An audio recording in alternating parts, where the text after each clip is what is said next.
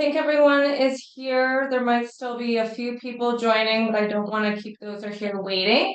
Welcome to Salvonas Consultant Workshop. We're also going to do a product overview today. So if you initially got the invite and it only said consultant workshop, we're actually going to do a bit of a more in-depth dive into one of our MalOdor control products. So thank you all for being here. My name is Cheyenne. I'm one of the sales administrators here at Salvona. For those of you that are not familiar with our company, Salvona has been a leader in skin and hair care technologies for over 25 years. We specialize in proprietary technologies that provide innovative solutions for both skin and hair.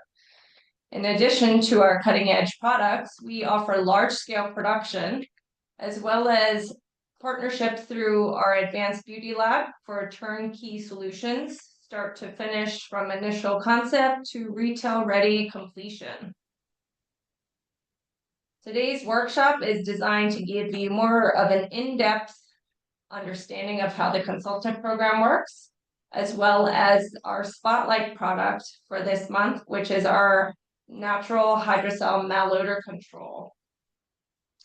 So first of all, I'm going to overview a little bit about our consulting program. Some of you may have already seen these slides or know a little bit about it, but for those that don't or might be interested, I'm just going to give a brief overview. So Salvona offers a consultant program, which initially you earn money by sharing an affiliate code. So you have clients that are interested in certain technologies and you want to help them find a solution for their formulas. And in turn, you are able to benefit a little bit as well. There's, a little bit of a compensation incentive for you. So our first step that I always recommend is go to our website, check out what Salvona has to offer, all of our different products and technologies, see if it's something you and your customers might be interested in.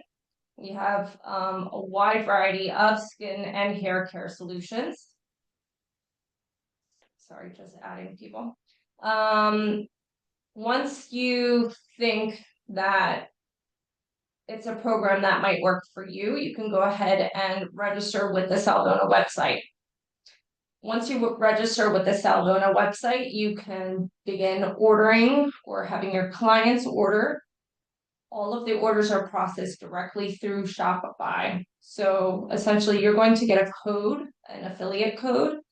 And at the end of the checkout, when either you or your customers enter that code, there's a 10% commission and a 10% discount. So it offers an extra incentive for your clients to use our website and use your code. And in turn, you get to benefit. You get that 10% commission.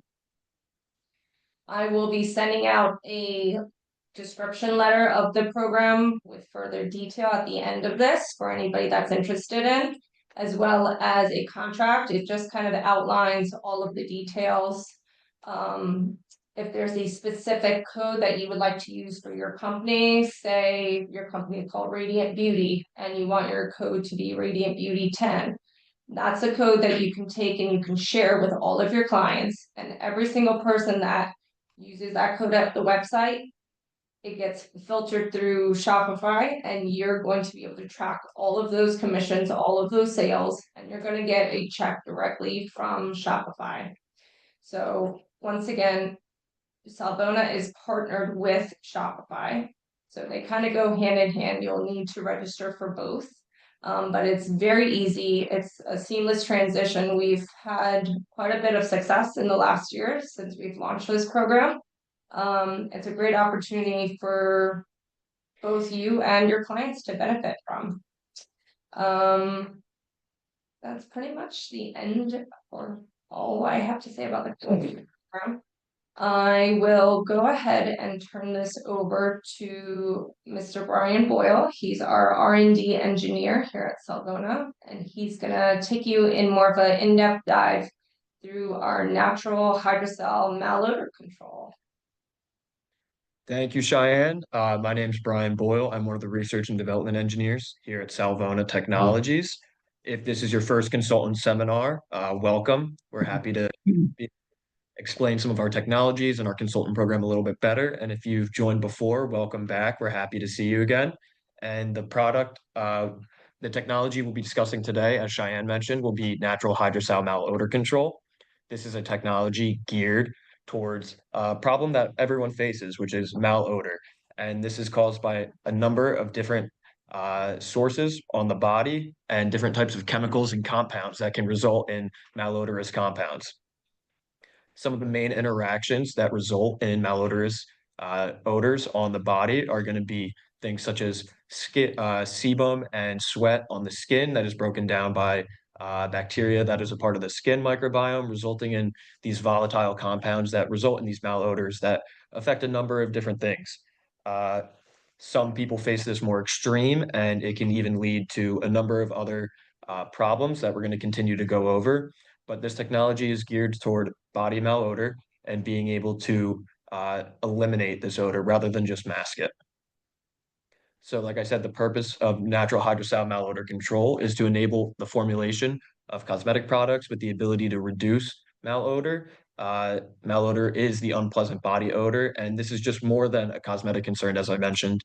It's going to impact your confidence and personal hygiene. Obviously, emanating that odor is not going to bode well when someone's trying to pick up a conversation or meet new people, as well as personal hygiene. Uh, Malodorous compounds, it doesn't make you smell good, and it translates to maybe people perceiving that you don't keep up with personal hygiene. It also has uh, ailments of bacterial growth and infection. A lot of the malodorous compounds arise due to an imbalance or a bacterial overgrowth that results in the bacteria breaking down some of these compounds, resulting in these volatile molecules. This can also be a diminution of that your skin barrier is damaged, and this can lead to bacterial overgrowth that also leads to infection or bacterial problems. There is a large market industry that's driving innovation in personal care within the fragrance industry. And this is going to be a huge market as there's constantly people looking for innovation in being able to eliminate odor rather than just mask it. But we'll go over some of the current limitations in this market in just a few slides. It also affects social interactions and professional presence. Uh, the way people perceive you is very important when it comes to not only how you interact with people, both in a personal and professional setting, but being able to do this in a way where you're able to present yourself properly, and smelling nice is very important, as well as it can influence your psychological well-being. Having this bacterial overgrowth that results in this extended malodor or this intense malodor in comparison to maybe other people influences like how you feel about yourself, and how you feel about yourself is very important when you interact with other people, as well as this impacts your skin health as well. So this isn't only just a cosmetic concern when it comes to skin health, but also when it dives deeper into your psychological well-being, as it impacts your confidence, your social interactions, and even your everyday life. So before we begin with the actual technology, we wanted to introduce some of the chemical identities that make up human malodor. The first group is going to be an underarm odor, which is mainly derived from sulfur-containing compounds or thioalcohols. An example of this would be 3-methyl 3-sulfanyl 1-ol, also known as 3M3SH. And these types of odors result in an onion-like and musky sulfurous odor that is undesirable. Most people don't want this odor, and most people know what this odor is coming from the underarm after either depending on environmental factors such as humidity and temperature, or working out, or just genetics when people are more likely to sweat more than others. Sweat and sebum odors come from short chain fatty acids. A number of examples include isovaleric acid, butyric, as well as hexanoic acid. And the odors that come from these sources are more resemblant of foot odor, sweat odor, and sebum. Sebum, for those who do not know, is going to be oil produced on the skin from the sebaceous glands. And while some sebum is good, excess sebum feeds bacterial growth on the skin, and bacteria often break this down into uh, these odorous compounds, such as the ones that I've described here. We're going over two more different types of chemical identity of human malodor before we continue. Another one is going to be scalp and ammonia odors, which are mainly responsible due to amines and ammonia compounds uh, on the skin, such as trimethylamine, TMA, or ammonia, which is NH3. It's a nitrogen group with three hydrogen.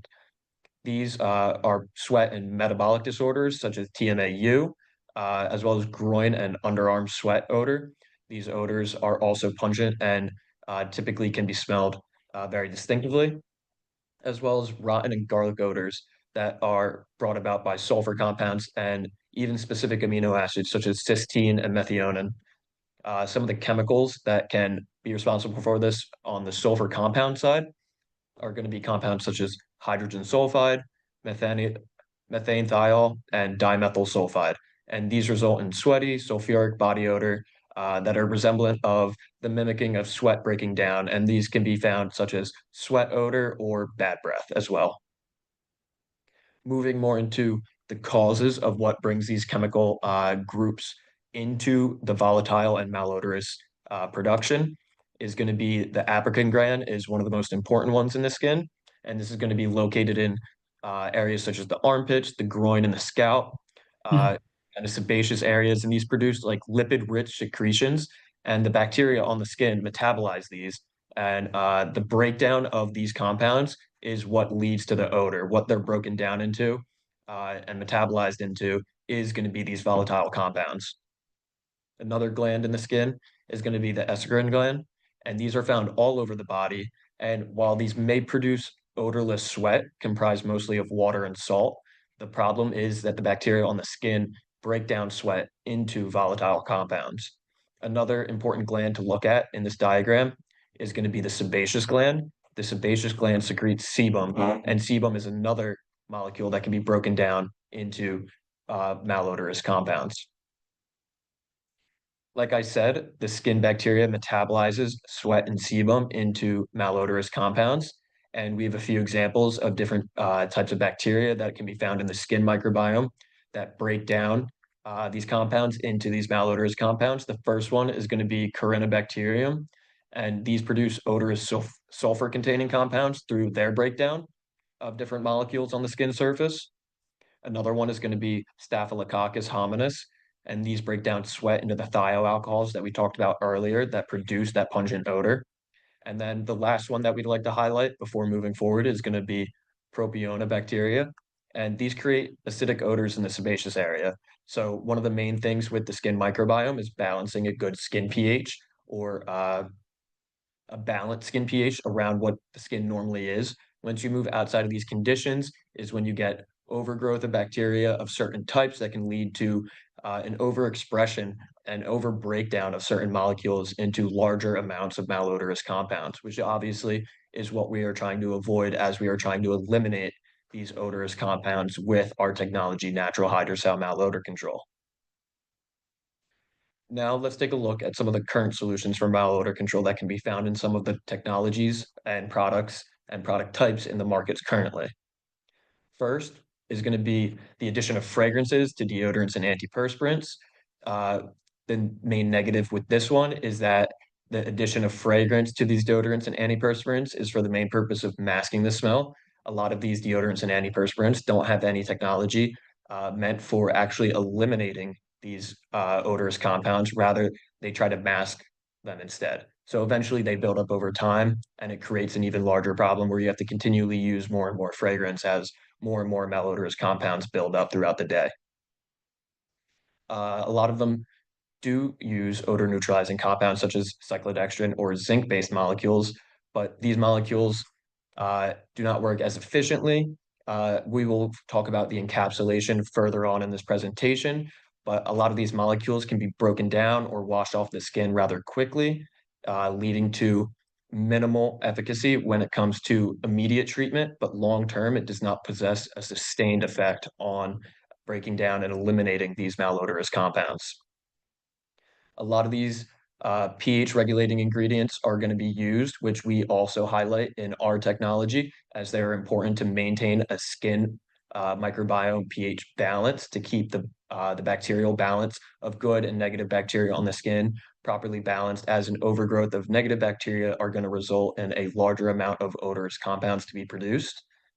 And then a lot will use antimicrobial activities with specific use in essential oils, silver ions, and zinc oxide. While there are some current solutions, they might not be as efficacious as one may want. Here are some major limitations in the current solutions that we just went over. Aluminum-based antiperspirants have shown negative side effects when it comes to blocking the sweat glands, which have long-term negatives and may lead to additional health risks. A lot of deodorants can be alcohol-based, and putting alcohol in the skin can dry out the skin and cause irritation, as well as can be harsh and disruptive to the skin microbiome.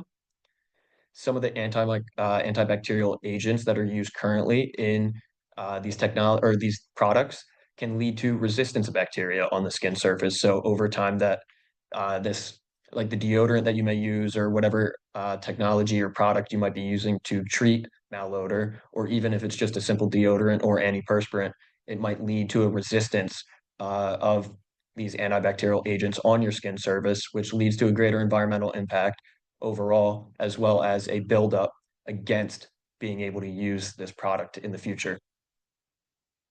Like I previously mentioned, fragrance-based deodorants that use a heavy addition of fragrance, their main goal is to mask odor without eliminating it. And eliminating the odor is what's really going to have a much more positive interest for the technology and for the product, as eliminating is going to provide a much better result than just masking the odor over time.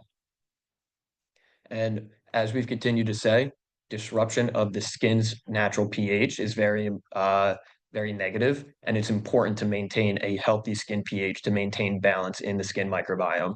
So, in all, the major limitations in current solutions are mostly temporary fixes that cause microbiome disruption. They can lead to other health concerns, as well as they may have environmental impact. So these are going to be some major challenges when it comes to current solutions for malodor control. And when we designed our natural hydrosol malodor control, we kept these major limitations in mind so that we could address them and hopefully design a solution that works past these limitations and be able to present a better form of malodor control and elimination.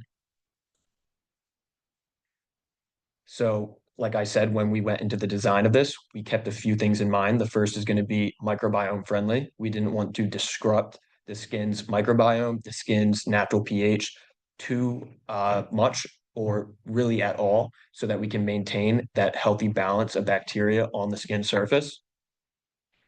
We also wanted to make it so that this can be included in multiple product types so that it can reduce malodor in products. It doesn't only need to be used in products designed for malodor elimination. It can also be used in a wide range of cosmetic product types in case that any of the functional or active ingredients or any ingredients really in a cosmetic formulation, if they pose an odorous compound or if they add an unpleasant or undesirable odor to the formulation, this technology would be able to reduce that, so resulting in a better overall odor in your cosmetic formulation. We also aimed for a pH balance protection. We did not want too low of a pH or too high of a pH. As we said, this disrupts the microbiome that we talked about previously, as well as our dual action encapsulation. We'll go further into this, but our encapsulation works in two steps to be able to provide superior malodor control in comparison to other market products, as well as we wanted to design a product that would be sustainable and biodegradable, as well as fit regulatory standards throughout the world. Our encapsulation is going to be a core shell encapsulation, and the core is going to hold and protect these active ingredients, as well as provide that controlled release and additional stability. The core is going to be hydrophobic. It's going to hold all of these active ingredients. And as the active ingredients begin to break down, that is when they're going to start to release. The core is protected by the shell, which is going to allow stability within the core of these active ingredients. It's allowed them to be formulated with more efficiently and better effectively, as well as it's going to enhance their effectiveness as they're being released over a gradual period of time rather than being all added to the skin during one period of time, and then eventually being degraded or washed off of the skin. Whereas the shell protects these active ingredients within the core and allows for this sustained release. So as the encapsulation is applied to the skin and the encapsulation begins to break down, it's going to slowly release these active ingredients. So not only targeting the immediate effects, but a sustained effect as well. For those interested, I can come back to this slide later, but we also are going to have the INCI list of ingredients found within this technology. On the left here, the highlighted ones, such as soybean extract, triethyl citrate, Saccharomyces ferment extract, and Diacephyrus khaki fruit extract or persimmon extract, we're going to go into a little bit more detail on. Those are going to be our functional ingredients within this technology. So now we're going to talk about these functional ingredients as they make up the main reasons why this technology is so efficacious in malodor control and malodor elimination. The first is going to be soybean extract that we talk about, and this is going to be a natural deodorizing agent. It works through neutralizing compounds and regulating bacterial activity, and this results in supporting the skin health because balancing bacterial activity is going to keep the microbiome balance that we're trying to achieve while also neutralizing the malodorous compounds that some of these negative bacteria found on the skin produce through the breakdown of different molecules. Soybean extract contains natural enzymes, some of them being lipoxygenases and proteases, and these break down odor-causing molecules, as well as target fatty acids and sulfur-containing compounds. They contain bioactive peptides such as isoflavones, which have antimicrobial properties as well for balancing the skin microbiome. And if we take a look at the image on the bottom right, this is kind of going to be the enzymatic breakdown of these molecules.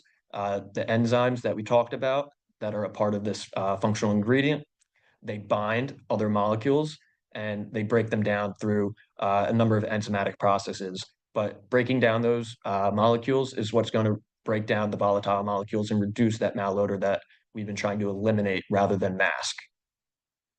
As well as it's able to regulate the skin pH to reduce the negative bacterial growth and maintain that bacterial balance that we want on the skin surface.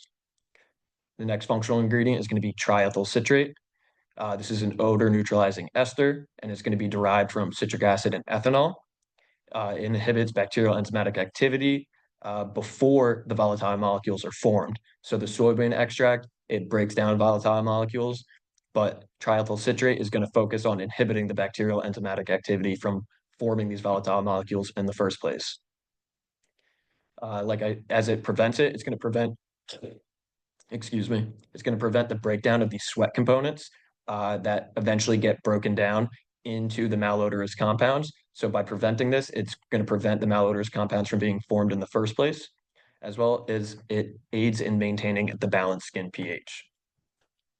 The third functional ingredient is going to be Saccharomyces ferment extract, and this is going to be a bioactive derived from yeast fermentation that is used for neutralizing body malodor, and it focuses on enzymatic odor breakdown similar to our first functional ingredient, soybean extract, as well as it works through balancing the microbiome and detoxification of the skin.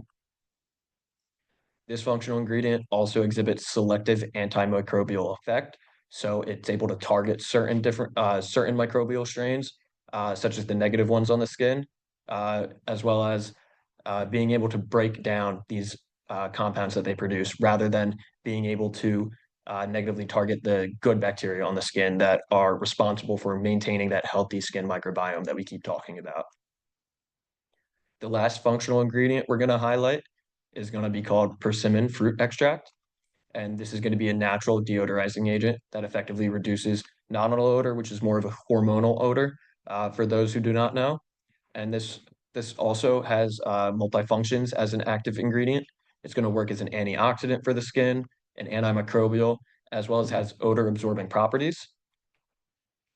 Persimmon extract is rich in polyphenols, which are able to bind volatile, specifically sulfur compounds, which traps them and eventually neutralizes their unpleasant odor as they're bound and they're not able to be as volatile as they are unbound and free on the skin, as well as it inhibits the growth of these odor-causing bacteria.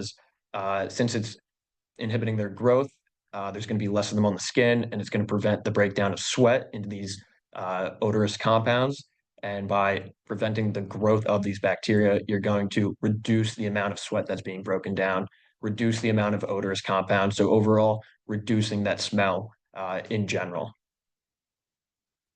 Now we're going to be going over our mechanism of release from our encapsulation. As I said, our encapsulation is a shell and core encapsulation system with a dual phase of odor elimination, as well as a dual phase of release of the functional ingredients. The first phase is going to be that immediate action that we talked about, where the ingredients on the surface of the encapsulation immediately diffuse onto the surface of the skin from the encapsulation, and they're able to start immediately working on neutralizing malodor molecules, as well as rebalancing that skin microbiome. Because a lot of the challenges or a lot of the problems with malodorous compounds on the skin arise due to a disbalance of bacteria on the skin or bacterial overgrowth of certain strains of bacteria on the skin. The second phase is going to be that sustained release given to us through our advanced encapsulation system. As the encapsulation begins to break down, the rest of the functional ingredients that were not diffused through immediate application are going to start to be released. And as they're released, it continues that odor elimination over time so that you get extended benefits of odor elimination throughout the day, rather than masking the odor for a shorter period of time or just adding odor limiting technologies, and then it's going to wash away, degrade rather quickly. This is going to provide an encapsulation that allows for gradual breakdown and release of these functional ingredients over time. The next few slides are going to be going over some of the experiments that we did to test this technology. So before, we would like to explain kind of our experimental comparison that we were able to set up for all three of our following experiments that we're going to go over. The first is how we compared it. So on one blotting paper, we just used the MalOdor. On a second piece of blotting paper, we had the MalOdor plus our market product. And then our third is going to be our MalOdor plus our technology. The MalOdor we used to simulate was isovaleric acid. And what we used was all three of these comparisons. And then we asked 10 panelists to evaluate the intensity based on the study of the malodor on a scale of 1 to 10, with 10 being the most malodorous and 1 being the least. So now we'll move into some of our experiments. The first is going to be a malodor intensity reduction. This is going to be 5% natural hydrosal malodor control against our market technology, Febreze. And if you look, the blue bars are going to be before and the red bars are going to be after. If you look to the two bars on the left, it's going to be the natural hydrosal malodor control, and the two bars on the right are going to be the Febreze. So originally, before application of our test groups, both are the average ranking from our panelists for the malodor intensity will be a 10 for both the Febreze and natural hydrosal malodor control. And then once our test groups were applied, there's a much different response in panelists when it comes to malodor intensity. The natural hydrosal malodor control saw a 70% decrease in malodor intensity, where the Febreze only saw a 40%. So this is going to be a 30% increase in malodor reduction in comparison to the market technology, which is kind of seen as the staple or the standard for odor elimination in the market currently. The next study we did looked at the time release malodor reduction. So looking for how these perform over a given period of time. We looked at 24 hours, and this is still comparing 5% natural hydrosal malodor control against Febreze. And instead of before and after, on this graph, the blue is going to be natural hydrosal malodor control, and the red will be Febreze. And on the y-axis, we have the malodor intensity from 0 to 10 once again. And over the course of 24 hours, we looked at how much our technology was able to reduce the malodor in comparison to Febreze. And if you look at the bars, there is a much greater reduction over the entire course of 24 hours using the natural hydrosal malodor control at 5% in comparison to the market product Febreze. Over the entire duration, the natural hydrosal malodor control had reduced the malodor intensity much more greatly than the Febreze did over the course of this 24 hours. It performed around 25% better at each of the different time intervals that we tested. And this continued and over the course of the entire 24 hours. Like we said earlier, we wanted this technology also to be able to be included in other cosmetic formulations to reduce any of the malodor resultant from ingredients included in cosmetic formulation. One of the ones we tested this with would be a sulfur odor. So what we did was we took two cream bases and we were able to add sulfur to them. Sulfur can be used for a number of different cosmetic applications, such as anti-acne. And what we did was after adding them to the lotion, we asked people to compare which lotion they like better, the one with natural hydrosal malodor control or the one without natural hydrosal malodor control. And 80% of people preferred the lotion with natural hydrosal malodor control compared to the one with sulfur odor, showing that it can effectively reduce the odor from ingredients added to cosmetic formulation. Now, when we look at ideal formulations for natural hydrosal malodor control, it's designed for odor control in both the personal care and cosmetic formulations. And when it comes to formulations, it can be suitable in both water-based and emulsion-based formulations. And we just have a number of them that we'd like to show you, such as deodorants and antiperspirants, body washes and shower gels, shampoos, dry shampoos, and scalp treatments for eliminating odor that arises maybe on the scalp from sebum or sweat, uh, intimate hygiene products for those intimate areas of the body that also might produce some of these odorous compounds. This can be applied and is safe to use on these intimate areas of the body. It can also be used in malodorous cosmetic formulations, like we went over in the previous slide with creams using sulfur compounds. Recommended use is important as well. We'd like to provide some information if you'd like to use this in a formulation. First off, we're going to be talking about solely just the technology itself, the stability of the technology. This technology should not be prolonged exposure to extreme heat or cold. It should be stored at room temperature, and this will keep the encapsulation stable for a long period of time. You'll be able to use it. It'll have a long shelf life, and it'll be still effective over a longer period of time. Storage, like I said, at room temperature in a dry place, the stability, it could disrupt or impact the encapsulation, but at room temperature, even with some fluctuation, it'll be okay. And then when we start introducing this into formulation, we recommend that you add it towards the end of formulation with mixing beneath 40 degrees Celsius. The typical use level of this technology in formulation can be anywhere from 5 to 10%. It can be used less than 5% if you want, but for what we deem to be the most effective in eliminating malodor, we recommend 5 to 10%. The solubility of this technology, it is compatible with both water-based and emulsion systems. We recommend taking your formulation, adding it to, and then if you have any questions, we're always available to reach out and we can provide formulation tips or advice if there are any issues in your formulation. But if you follow the formulation tips, there shouldn't be too much of an issue adding this to any of your formulations. The only thing we recommend is avoiding formulations with high alcohol content, as this may impact the encapsulation just a little bit, but we would always be more than willing to help when it comes to formulation advice and tips if you need it. The pH range, we also recommend due to trying to maintain an optimal skin pH. The optimal stability and release of these functional ingredients is between 4 and 7. So maintaining this also helps maintain the skin balance, but also protecting and stabilizing and allowing for the optimal release of these functional ingredients, which are going to be doing most of this odor elimination.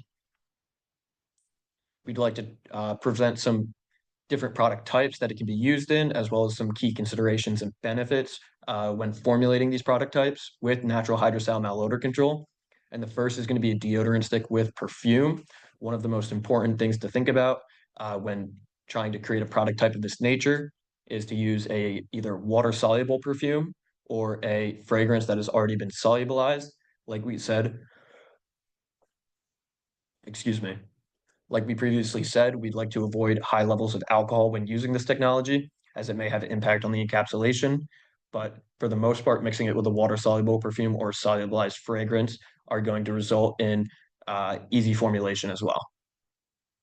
The dual action odor control that we mentioned earlier in the mechanism release, it neutralizes immediate odor or malodor while also providing that long-lasting freshness as it has a continued effect over a longer period of time.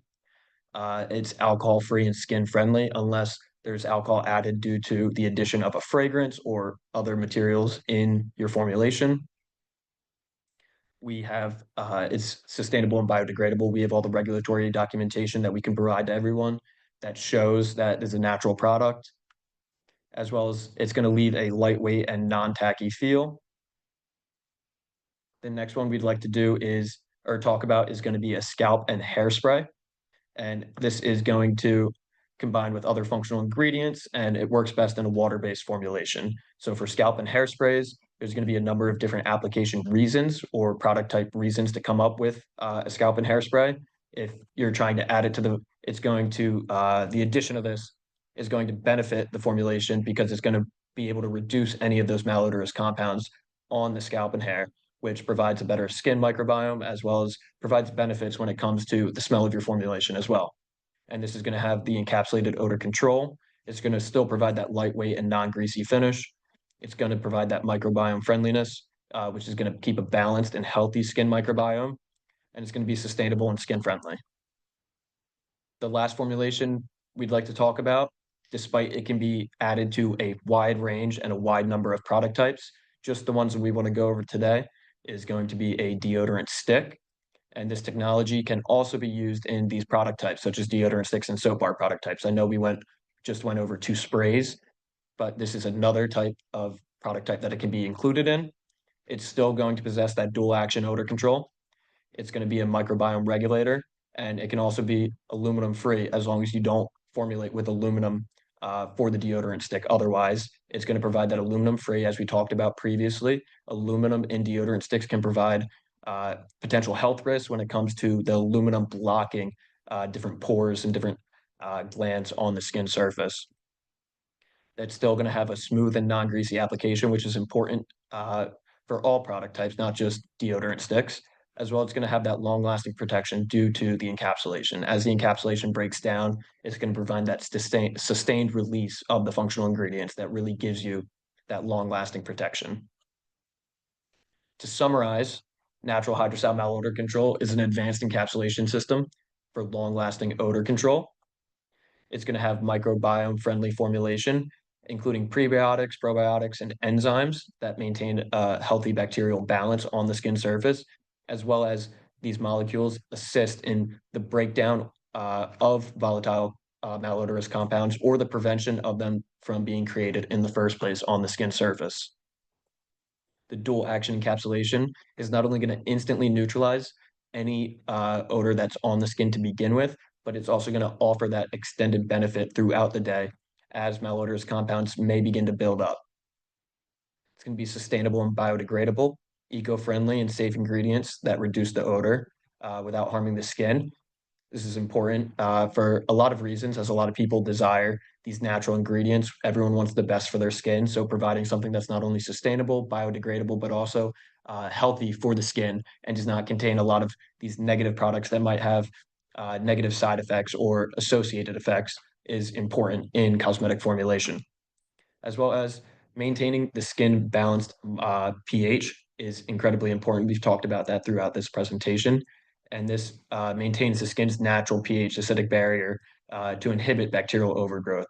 As we discussed, lowering the pH too much or raising the pH too much can lead to an imbalance and overgrowth of certain bacterial types on the skin surface. And this can lead to increased production of the malodorous compounds that we're trying to eliminate with this technology. So let's summarize. I'm going to give it back to Cheyenne. We're going to open it up for questions after she finishes up the presentation. So if you have any questions, you're more than welcome to start sending them in the chat, and I'll be more than happy to answer them in just a few slides. Thank you. Okay. Very thorough dive into malodor control. Just to kind of recap a little bit before we get into questions on the consultant program. We're going to send everyone out the agreements. If you're interested, check out our website. You will get all of the information in writing so you can see firsthand what it involves. We will send you out a code. Once you get your code, you can start to share with your clients. You can even use it for yourself to get a discount on any products if you want to order samples. We're in the process of updating our website pretty much every day. So there's new products going. There's lots of information. There's videos being posted of how to use products to get more information on them. So really, please check out our website. And if you're interested in moving forward with the consultant program, then we will send you your code and we will get you all set up and you can start earning money. So it's a win-win for everyone.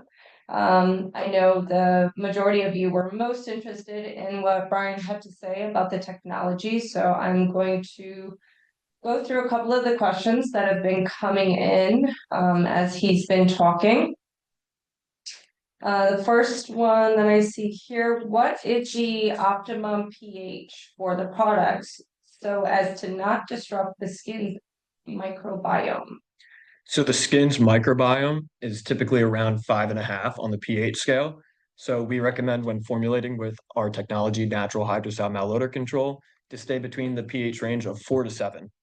When this is done, it'll be able to provide a safe pH for the skin, as well as the functional ingredients within our technology are going to provide that balance in the skin microbiome and pH. So it'll provide a more healthy environment for the skin microbiome, so it doesn't lead to bacterial overgrowth and an overproduction of malodorous compounds on the skin surface, whether it be too acidic or too basic due to an imbalance. Okay, great. Another one that came in, can you use this one technology as is, not in a base, to get better results? This is an interesting approach. We haven't done any testing on using the technology solely by itself. We've been using it for any of the experiments that we talked about today in this presentation. It's been used at 5% of the technology. That's something we would have to look more into, especially when it comes to using the technology. So that's a very good question, and it would just require us to do a little bit more research. But if that's something you're interested in, please reach out and maybe we would be able to help you with that. Okay, thanks. Here's another one. What is the benefit of the encapsulation? So the main benefit of the encapsulation is going to be that dual phase odor elimination that I kind of described throughout the presentation. So as we said, the encapsulation is going to be a core and a shell.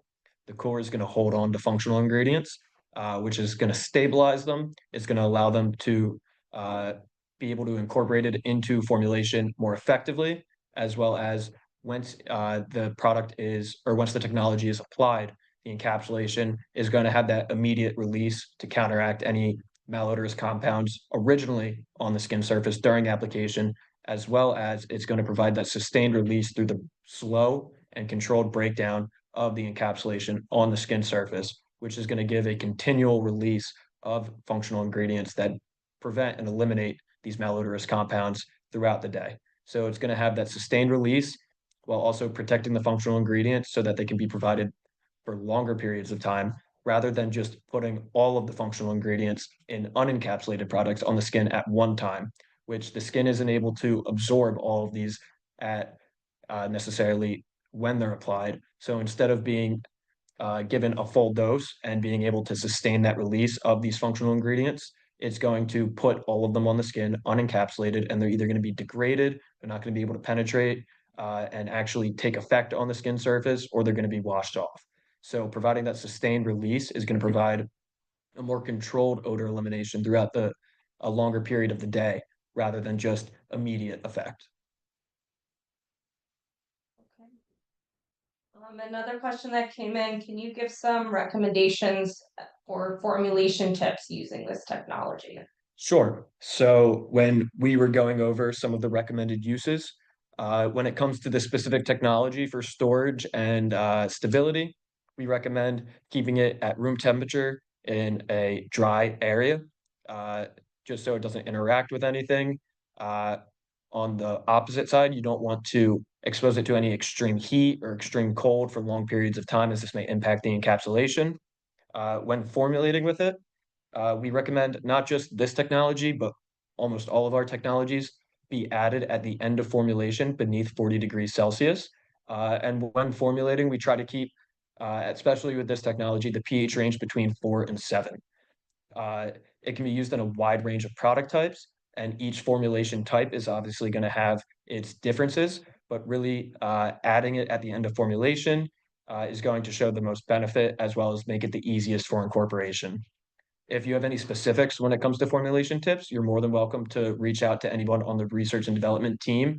As I said, my name is Brian Boyle. My email is going to be in the middle right there. I work with a couple other members of our research and development team, and any of us would be more than welcome to meet with you or respond to an email if you have any questions regarding formulation.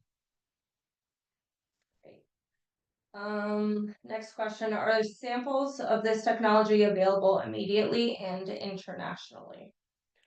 Yes, we do have samples of this technology. If you would like a sample or any documents in regards to this technology, you're more than welcome to reach out to Cheyenne here. She's incredibly helpful in any of these aspects, and she'd be more than happy to provide samples. If you do need a sample, all we ask is that you reach out and provide some of the information that we would need to be able to send samples, such as uh, any of your shipping information or anything more specific. Okay, great. Yeah, so following this webinar as a courtesy, usually on our website, there's a small fee for any samples. But if you're immediately interested in samples following this webinar, we will be sending them out for free. We just ask that you share your shipping account information, whether it be DHL, UPS, whatever it is. You can send me an email. My contact is right there, and just give me the address and we will get those out to you. I have two more questions in the chat that I'm going to answer real quick. The first is, are there any known incompatibilities with this? When we discussed earlier, when formulating with this technology, the only real incompatibility that we've encountered is high levels of alcohol in formulation. So avoiding this would result in a more stable formulation without any impact on the encapsulation. If you encounter any other incompatibilities using this technology that we may have not encountered, we'd be more than happy to help you figure out how to move around these incompatibilities as well as formulate to be able to still use the technology to the degree that you would like. Another question is, usually sticks are poured at 50 to 55 degrees Celsius. So would you not be able to incorporate the encapsulation? Uh, when we meant elevated temperatures, this would still be able to use around 50, 55 degrees Celsius.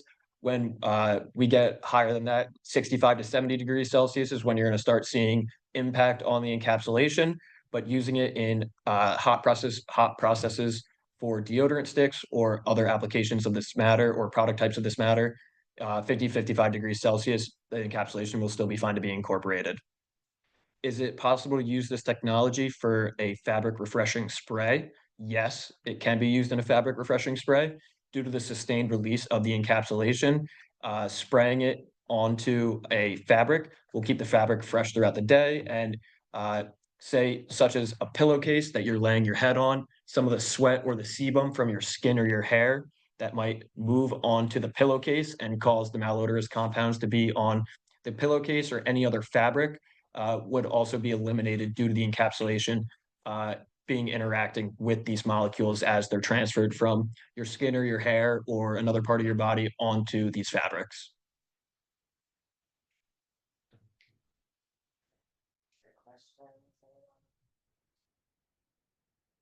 Is this technology globally compliant? Yes, this technology was designed to be able to be used around the world. So it is globally compliant, and we can also double check if there are any specifics that any particular brand or company, if they have specific uses or specific incorporated chemicals or compounds that they don't want to use, we'd be more than happy to double check that for you. But it is designed to be globally compliant, so it should be compliant with mostly all regulatory standards. Okay. I think that's the end of our questions so far. Anyone have any last minute questions? Feel free to send it through. Otherwise, we're going to wrap up. once again, thank you all for this, joining us for this webinar today. We would be happy to share this presentation with you, the PowerPoint presentation. Also, you're welcome to a free sample, so I encourage you to take advantage of that, see if it will work in your formulations. And also, the whole beginning of this was about the consultant program. So if you're interested in making a little extra money or helping your clients get a better rate or a discount on products, I encourage you to take advantage of that program as well. And with that, I think we are concluding our webinar for today. Thank you again so much for joining us. There'll be another one. We're trying to do this probably every 6 to 9 weeks or so. So be on the lookout for our next date. I don't think we have it set up exactly yet. But if you receive the invite to this, most likely you are on our distribution list. So you should be getting it shortly. And on that note, thank you all for joining. We appreciate your time. Thank you very much, everyone. We'll see you soon. Thank you for joining.